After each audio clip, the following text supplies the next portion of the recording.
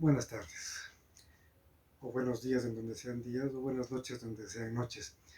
Eh, Queremos compartir ya ahora algunas respuestas a preguntas que nos han hecho, pero primero debemos aclarar cuáles son nuestras políticas de compartir. ¿A qué me refiero con políticas de compartir? Eh, Han habido varias personas de distintas artes marciales, de diversas artes marciales, que han compartido con nosotros desacuerdos, que han refutado algunas cosas que las hemos venido compartiendo, particularmente eh, con, con, tal, con mucha altura, como lo ha hecho el senpai Juan Martín. Eh, y han surgido ya algunas inquietudes, dudas, oposiciones, que está bien, y nos las han planteado. Algunas personas inclusive nos han preguntado, nos han pedido respuestas, nos han pedido aclaraciones, y encantado lo vamos a hacer. Por supuesto, y en eso sí nosotros tenemos una política muy clara en las redes sociales. Nosotros no vamos a responder ni vamos a tomar en cuenta siquiera a las personas que insultan, que ofenden o que simplemente quieren iniciar una vulgar pelea en las redes. Si vamos a iniciar un proceso de discusión, debe ser discusión, debe ser diálogo, debe ser argumentativo. A nosotros no nos interesa que nadie esté de acuerdo con nosotros en nuestras posiciones con respecto al arte marcial, porque el arte marcial es muy variado. Existen miles de artes marciales en el mundo y cada arte marcial tiene perspectivas propias, por tanto, es virtualmente imposible que todos los artistas marciales podamos estar de acuerdo entre nosotros, porque cada arte marcial tiene lo suyo y hay principios que le funcionan bien a un arte marcial, principios que le funcionan muy bien a otro arte marcial, y que en una visión conjunta les va a parecer a ambos grupos que no funcionan. ¿Por qué? Porque son formas marciales diferentes, sin embargo, a unos les funciona por acá y a otros les funciona por acá. Cada arte marcial tiene lo suyo. Por eso es que nosotros partimos de un principio fundamental que forma parte de uno de mis libros, el Manual de los Caballeros del Silencio, que es una obra que yo se la entrego a las personas que ya llegan a cierto grado o a cierto compromiso en nuestro adiestramiento. Eh, es un detalle, una enseñanza básica, que la he compartido con prácticamente todos mis alumnos. No existe un arte marcial que sea superior a otro, solamente existen diferentes modos de ver la vida. Desde allí vamos a partir. Entonces ya tenemos la idea clara. La primera política clara: responderemos y compartiremos siempre con las personas que quieran dialogar, discutir, refutar, porque no nos interesa que la gente esté de acuerdo con nosotros, sino que queremos aprender de las opiniones de otros que pueden ser muy contrarias a las nuestras, y eso es importante. Así es como hemos crecido. Muchas veces yo inclusive me he dado cuenta, gracias a esas personas que me han refutado, y yo he descubierto que estaba equivocado y he corregido y he caminado, y nosotros como comunidad marcial hemos hecho lo mismo. Y eso es importante. Por supuesto, repito, las personas que estén insultando, ofendiendo, que simplemente quieran iniciar una pelea vulgar en redes, no se les admitirá. Se les bloqueará o se tomarán otras medidas más severas en otros ámbitos si es que hace falta. El siguiente dato que es importante. Primera pregunta, que nos hicieron varias preguntas, ¿no? Y no vamos a poder darnos a entender si es que quienes van llegando a nosotros no saben qué somos y quiénes somos. Porque en el fondo nosotros con nuestro arte marcial somos un verdadero misterio para la comunidad de Kempo. Y eso yo lo puedo entender. Inclusive ya llegó por allí un artista marcial, un practicante de Karate Do, preguntándome: ¿y en qué consiste ese arte marcial misterioso que ustedes hacen? Sí, es un misterio porque está surgiendo, están haciendo, y hablaremos de eso más adelante. Por ahora solamente voy a limitarme a explicar aquello que sirve para que de un modo general ustedes puedan entender qué somos y además quiénes somos. Vamos a tratar de responder en un solo video. Si no alcanzamos en un solo video, lo haremos en 2 o 3 videos, pero por ahora tenemos ya la idea clara de hacia dónde estamos caminando. Vamos con lo primero. Una de las preguntas que surgieron por allí tenían que ver con la estética. Para que ustedes puedan comprender qué entendemos por estética, nosotros debemos partir por allí. ¿Qué somos? Entonces empecemos por allí. ¿Qué somos? Nosotros somos practicantes de Budo.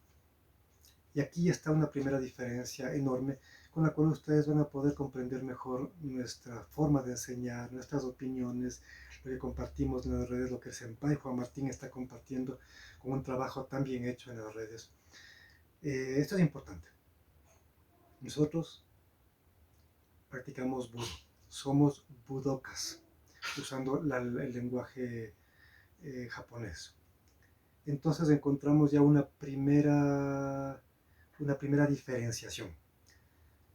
Tenemos la industria del arte marcial, o también podríamos llamarlo la profesionalización del arte marcial, que es correcta, por supuesto siempre que se la lleve con ética, es correcta.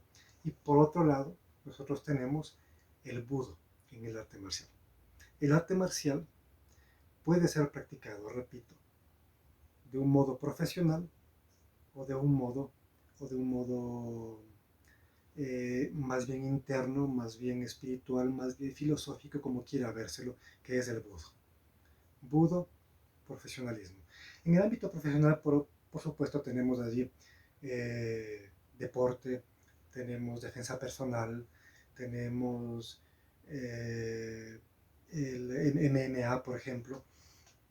Sí, está todo eso allí. Ahora, en el ámbito del Budo tenemos un montón, toda una gama, todo un abanico bellísimo de artes marciales, de artistas marciales que practicamos el arte marcial dándole un contenido filosófico, dándole un contenido espiritual y dándole un contenido interno. Ya más adelante explicaré a qué nos referimos con artes marciales internas. En términos generales, las artes marciales profesionales o el mundo de la industria del arte marcial se dedica solamente al arte marcial externo. Eso no quiere decir que una persona que hace arte marcial externo no pueda hacer budoka, pero hay características muy específicas. Por ahora solamente vamos a ver las diferencias y ciertas similitudes. No vamos a compartir si se puede o no se puede integrar, porque eso es muy opinable y no voy a meterme en eso porque cada persona tiene derecho a tener una opinión al respecto con la más absoluta libertad. Ahora, vamos entonces al siguiente punto que es esencial. En la industria del arte marcial es donde manejamos torneos, trofeos, medallas, los cinturones, la escala tradicional de kyus y de danes. Tradicionalmente se hablan de 10 danes. Por ahí tenemos una organización como la Bujinkan, que ya tiene 15 danes, que está muy bien. Alguna vez alguien se burlaba de la Bujinkan diciendo, pero se inventaron 5 danes más. Por supuesto, es que son una organización propia y cada organización tiene derecho a inventarse los danes que quiera, porque cada organización es cada organización. Eso lo aclaro para que haya libertad en la visión de la práctica del arte marcial. Entonces, en la industria del arte marcial existe todo eso y por supuesto, al ser un ámbito profesional, las personas que hacen esta práctica de arte marcial deben esforzarse, no solo que pueden, deben esforzarse por hacer una práctica profesional y eso implica hacer una carrera profesional en el ámbito del arte marcial. Por eso es que uno de los principales intereses que tienen los practicantes que están en el ámbito profesional del arte marcial es el ascenso de grados, porque eso implica una visión cuasi académica o incluso académica, y en muchos casos, como en el caso del Kenpo Karate o Kenpo Americano, como se lo llama ahora, Es una visión ya académica formalmente en la cual cumple con ciertos requisitos técnicos o con cierto tiempo de práctica o con ciertas condiciones de práctica y asciendes al siguiente grado, que se les llama danes, básicamente en términos generales en el arte marcial. Ahí viene primer dan, segundo dan, tercer dan, hasta noveno y décimo dan en la visión clásica. Y en las visiones un poquito más modernizadas, como la Wujinkan, como mencionaba hace un momento, 15 danes. Sé que hay una organización, me mencionaron esto, pero no sé, no tengo la referencia, así que no puedo dárselas, donde ya hay 24 danes. Espectacular. Me parece demasiado a mí personalmente, pero es espectacular que haya esa creatividad y que haya gente que se salga de lo meramente clásico y se vaya más allá. Y eso es importante, ¿no? Por eso es que en los danes se cobra, en los cues se cobra, y está bien, está bien. Ahora, por supuesto, estoy hablando de que está bien, tanto en cuanto se lo lleve con ética. ¿A qué me refiero con ética? Eh, una cosa es ganarse un cinturón de un modo legítimo y otra cosa es comprar el cinturón de un modo inmoral o entregar cinturones porque una persona ganó un torneo o entregar cinturones, no, hay que tener mucho cuidado con eso, ¿no? Entonces, ese es ese modo. Mientras lo maneje con ética, es correcto, es bueno, es sano y es incluso formativo sobre todo en el ámbito del deporte, es muy formativo para los jóvenes. Y eso implica, por supuesto, que si va a llevarse en un ámbito profesional, tiene que haber un cierto ambiente de equidad. Y para que haya un ambiente de equidad, tiene que haber reglas, tiene que haber límites, porque de otra manera no hay equidad. ¿A qué me refiero? En el caso del Kempo americano, si quiere participar en un ambiente de torneo, sus técnicas se restringen casi siempre a menos del 10%. Inclusive yo en algunos casos he visto que las técnicas de Kempo americano tienen que restringirse a menos del 5% del uso de las técnicas si quiere participar en torneos, porque son técnicas muy peligrosas y no se las puede usar así nada más. Eh, Otras artes marciales peligrosísimas, ni siquiera participamos en torneos porque no cabe. Además estamos en la visión del budo. Ahora entramos a la visión del budo. Uno de los primeros elementos fundamentales del budo. No nos interesa competir con nadie. Lo que nosotros hacemos es compartir, no competir. No estoy diciendo que la competencia sea mala. Estoy diciendo que nosotros no competimos porque tenemos una visión específica y es una visión distinta del arte marcial. Entonces, no competimos, compartimos. Por supuesto, un practicante en el ámbito profesional también puede compartir, que es lo ideal. Un deportista, la filosofía del deporte es fundamental. En la filosofía del deporte es fundamental compartir. En la filosofía del Budo, en la visión filosófica del Budo, en cambio, hablamos de un compartir más espiritual, más fraternal. Por eso es que se habla de ryus, de ryujas en el ámbito japonés. Las ryujas son completas familias de guerreras, ¿no? Nosotros, por respeto a la cultura japonesa, no nos autoconsideramos una ryuja, pero sí nos autodenominamos un kyodai, porque la palabra ryuja está reservada para visiones tradicionales, para artes marciales tradicionales, familias tradicionales en Japón. Y nosotros no somos una familia tradicional de Japón, somos modernos, estamos surgiendo ahora, y por eso es que no somos una ryuja, somos un kyodai, que es una fraternidad con cierto corte ya sea filosófico o espiritual, y que nos mantenemos unidos dentro de ese ámbito espiritual, ¿no? O filosófico. Con eso ya vamos aclarando qué somos. Eh, Somos un kyodai, el equivalente a una ryuja, el equivalente no clásico de una ryuja. Entonces, con eso ya ustedes pueden tener una idea más clara de por qué tenemos las opiniones que tenemos y por qué compartimos lo que compartimos, como lo compartimos. Ahora, el budo también implica todo un sistema, todo un código de honor, un código de práctica y un código de vida interior. Hay prácticas de respiración, de meditación, de profundización. En el caso de quienes tenemos visión teocéntrica, prácticas de oración, es toda una vida ascética la que llevamos. Y eso nos distancia completamente del mundo profesional, porque en el mundo profesional no cabe que se estén, por ejemplo, no cabe que en un ambiente profesional de arte marcial se esté en un dojo deportivo enseñando budismo o shintoísmo o alguna forma de cristianismo. No cabe. Pero en un budo sí cabe. En el budo, de hecho, es necesario inclusive que se den ese tipo de, ese tipo de vida ascética y de compartir ascético. Por supuesto, el budo no es una religión. No puede ser una religión porque el momento en el que se convierte en una religión ya deja de ser budo. Eso es importante. Lo cual no deja de incluir la posibilidad de que el budoka enseñe conforme a su cosmovisión. ¿A qué me refiero? Un budoka necesariamente tiene una cosmovisión y, y el núcleo de la cosmovisión de una persona está en su visión religiosa espiritual o religioso raya espiritual o como lo ven algunos, prefieren ver algunos, espiritual rayita religiosa.